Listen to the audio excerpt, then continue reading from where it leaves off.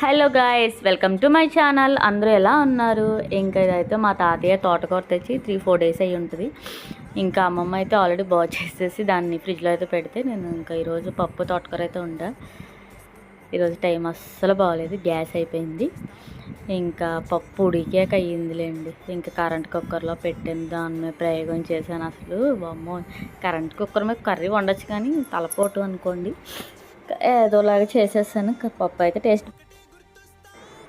అయితే టేస్ట్ అయితే చాలా బాగుంది. ఇంకా ఇది బాగా చేస్తుంటే మా వాడు ఐస్ క్రీమ్ అని ఏడుపు.